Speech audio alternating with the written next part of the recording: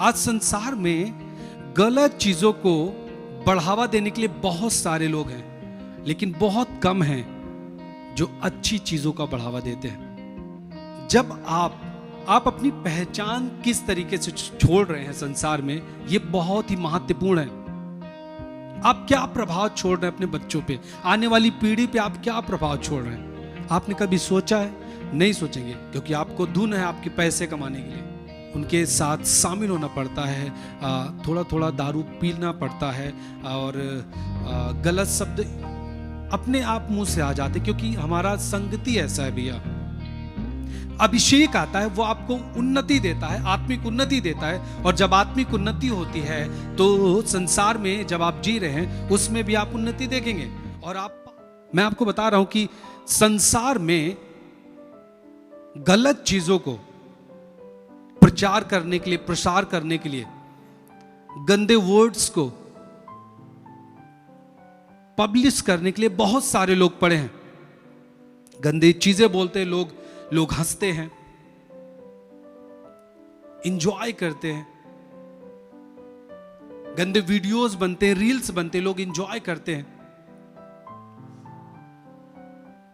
आज संसार में गलत चीजों को बढ़ावा देने के लिए बहुत सारे लोग हैं, लेकिन बहुत कम हैं जो अच्छी चीजों का बढ़ावा देते हैं।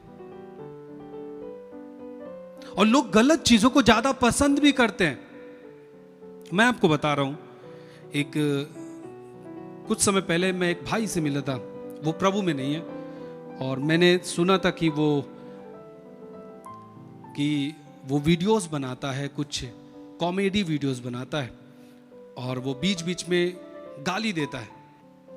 और उसने क्या किया, मेरे पास एक दिन उस वीडियो को भेजा, और हमको नहीं पता था, और जब मैं खोला तो गाली से स्टार्ट किया, तो मैं कट किया और पीछे किया। और एक दिन मुझे वो मिला, तो मैं उससे बोला कि भाई, बिना गाली दिए वीडियो नहीं बन सकता क्या? सोचो, आपके परिवार के लोग देखते होंगे, आपके बहन देखती होगी, तो कैसा होता होगा? लोग आपको क्या समझेंगे? आप लोगों के जीवन के लिए क्या अपना प्रभाव छोड़ के जा रहे हैं? मैं बता रहा हूं आपको, वो समय तो सुनता रहा, कुछ जवाब नहीं दिया, लेकिन उसके बाद से वो गाली देने वाला वीडियो बनाता था, जो बंद कर दिया। वो हमसे कुछ नहीं बोला कि हाँ करूंगा, बंद करूंगा, नहीं करूंगा। जब मैं बता रहा था तो वो मुस्कुरा रहा था, लेकिन मैंने उसको देखा, फिर उसका जो गाली देने का जो वीडियो बनाता था वो बंद कर दिया। हालेलुया। मैं आपको बता रहा हूं, जब आप अपनी पहचान किस तरीके से छोड़ रहे हैं संसार में, यह बहुत ही महत्वपूर्ण है। देखिए, पैसा आज की दुनिया में बहुत सबके पास है, बहुत सारे लोगों के पास अच्छा पैसा है, शिक्षा भी है। स्कूल में लोग पढ़ते हैं, स्कूल लाइफ में जब रहते हैं, कुछ लड़के होते हैं जो बहुत फास्ट होते हैं पढ़ने में, ठीक है, उनकी मैथ, इंग्लिश, कुछ भी जो सब्जेक्ट होते हैं वे फास्ट होते हैं। लेकिन जब आप उनके जीवन को देखेंगे, उसमें वे फास्ट नहीं होते, वे इसमें स्लो होते हैं। स्लो मतलब गाली देते हैं, बेविचार में लिप्त है, नशा करते हैं, दारू भी पीते हैं, लेकिन मैथ में फर्स्ट है। आप बताइए, ये मैथ आपके जीवन को कहां तक बना पाएगा? मैं ये नहीं कह रहा कि आप मैथ ना पढ़ो, मैं पढ़ाई को प्रमोट करता हूं, लेकिन मैं आपको बताना चाहता हूं कि संसार की उपलब्धि हो, लेकिन आपके जीवन के लिए जो उपलब्धि है वो ना हो, तो आपका जीवन, मैं कहता हूं, बेकार है। यहां का ज्ञान कुछ नहीं है। यदि आप अपने जीवन में अच्छे आचरण को आप ग्रहण नहीं करते, आपकी पढ़ाई हमारे सामने कुछ मायने नहीं रखती। क्योंकि जब आप बड़े हो जाएंगे, मान लीजिए आप एक व्यक्ति हैं जो वीडियो बनाते हैं, और अपने वीडियोस में आप मजाक करते हैं, बेविचार की बातें करते हैं, है ना, गंदे वर्ड्स यूज करते हैं आप सोचिए, आपका एक बच्चा होगा आने वाले दिन में, उस पे आप क्या अपना प्रभाव छोड़ रहे हैं? आप कहें या ना कहें, उसे आप रोके या फिर ना रोके कि बेटा गाली मत देना, लेकिन वो गाली देगा, क्योंकि आपने वो प्रभाव डाला है इस संसार में वीडियोस के द्वारा। जो आपने रील्स बनाए हैं उसका प्रभाव क्या होगा? क्या आपके बच्चे आपके रील्स कभी नहीं देखेंगे? आपकी फैमिली के लोग नहीं देखेंगे? आप क्या सोचते हैं कि मुझे पैसा कमाना है, मैं रील्स में कुछ भी बोलूं, वीडियोस में कुछ भी बोलूं, मुझे तो पैसा कमाना है?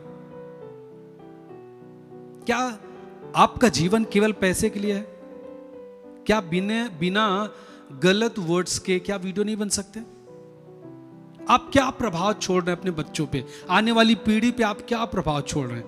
आपने कभी सोचा है? नहीं सोचेंगे, क्योंकि आपको धुन है आपके पैसे कमाने के लिए। मैं आपको बता रहा हूं कि संसार जिसे सामान्य पाप समझता है, आप सामान्य सोच के उसे अपने जीवन में लागू ना करें, क्योंकि वो आपकी स्पिरिट को मार देगी। आपके जीवन की कमजोरी बनी हुई है वो। बाइबल कहता है कि अपने वचन में विश्वासियों के लिए आदर्श बन जाओ। वचन में, अपने बोलचाल में, बोलचाल की भाषा में। आज जब आप लोग किसी के सामने, जब हम पहली बार किसी ग्रुप में बैठे मान लीजिए और सब बोल रहे हो, तो आप समझ जाएंगे कि वो व्यक्ति कैसा है। कैसे समझ जाते हो? उसकी बोली से, उसकी भाषा से। वो जो बोलता है, जो वर्ड्स यूज करता है, आप समझ जाते हैं ये व्यक्ति कैसा है। आप एक बात बताइए, कोई एक व्यक्ति हो और बार बार अपने जो बात कर रहा है, जो बातचीत कर रहा है, उसमें बीच बीच में गाली यूज करता रहे, आप उसे क्या समझते हैं? खराब या सही? खराब समझते हैं, फिर भी आप उन चीजों से दूर नहीं होते, आप भी यूज करते रहते हैं। आप जानते हैं कि ये चीज गलत है, लेकिन यूज करते, उस चीज का इस्तेमाल करते। आप समझ ये नहीं कि केवल आप जान जाते हैं, समझ जानते हैं। समझ क्या होता है कि आप समझ रहे हैं, समझने का मतलब आप उस पर काम कर रहे हैं। आप समझ रहे हैं कि गाली देना गलत है, तो आप उसे छोड़ देते हैं। ये है समझ। नॉलेज, जो ज्ञान होता है, वो ज्ञान ऐसा नहीं कि आप जान के केवल। ज्ञान जो है वो आपको स्वतंत्र करता है, तब आप समझदार व्यक्ति हैं। हालेलुया। और दूसरा कहता है, जब हम बाइबल पढ़ते हैं, रोमियो उसका 12 उसके 2 पद, रोमियो 12 उसका 2, यहां पे लिखा है, इस संसार के सदृश ना बनो, परंतु तुम्हारी बुद्धि के नए हो जाने से तुम्हारा चाल चलन भी बदलता जाए। हालेलुया। और देखिए, कुछ लोग ऐसे भी कहते हैं कि भैया आप क्या बताएं, मैंने आपको कई बार हम बता चुके हैं इस बात का। लोग कहते हैं कि भैया मेरे आसपास के लोग ऐसे हैं ना, इसीलिए मुझे उनके साथ शामिल होना पड़ता है, थोड़ा थोड़ा दारू पीना पड़ता है, और गलत शब्द अपने आप मुंह से आ जाते, क्योंकि हमारा संगति ऐसा है भैया। और हमें उनके साथ मजाक करना पड़ता है, क्योंकि हमारी संगति है ऐसे। लेकिन यदि आप मसीह में हैं, तो संसार का प्रभाव आपके जीवन के ऊपर नहीं पड़ना चाहिए। 12:2 दिखाए रोमियो, यहां पे लिखा है कि संसार के सदृश न बनो। इसका मतलब संसार के जैसे न बनो, संसार के जैसा नहीं बनना। इसका मतलब संसार जो काम आज कर रहा है वो आपको नहीं करना है। आप हैं अपने दोस्तों में, लेकिन उनका प्रभाव आपके जीवन में नहीं पड़ना चाहिए यदि आप मसीही हैं। हालेलुया। उसका प्रभाव आपके जीवन में नहीं पड़ना चाहिए। यदि पड़ रहा है, इसका मतलब है कि आप आदर्श नहीं बनना चाहते।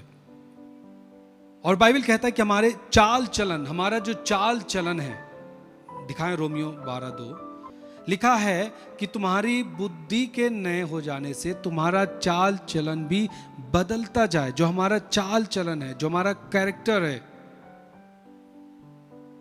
उसमें भी बदलाव आना चाहिए।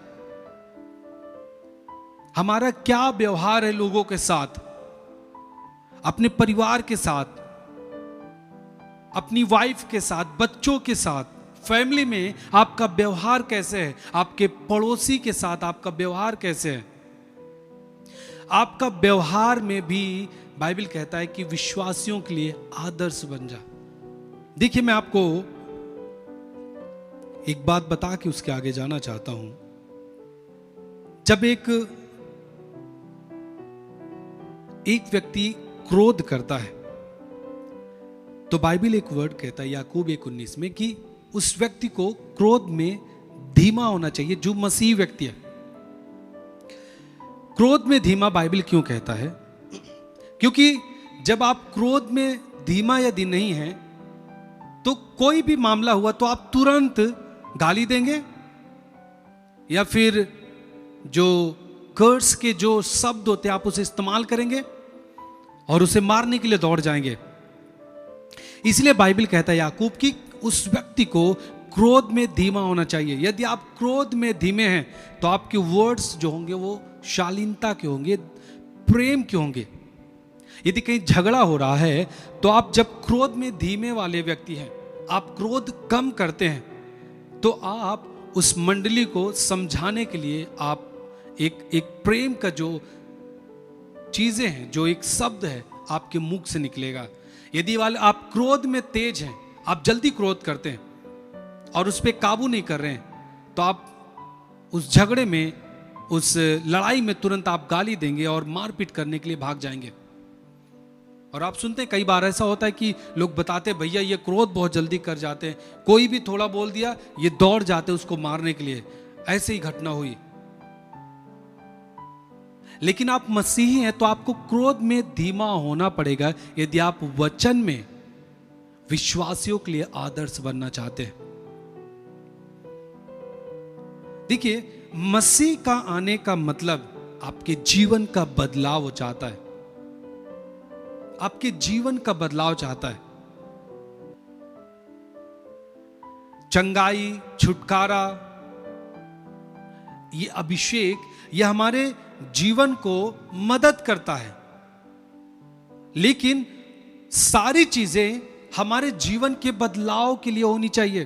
प्रभु चमत्कार इसलिए करता है ताकि आप विश्वास करें, और जब आप विश्वास में आते हैं आप मसीह को समझ पाते हैं और मसीह आपके जीवन पे काम करता है, आपके जीवन को एक अच्छा जीवन बनाता है, पाप रहित जीवन बनाता है।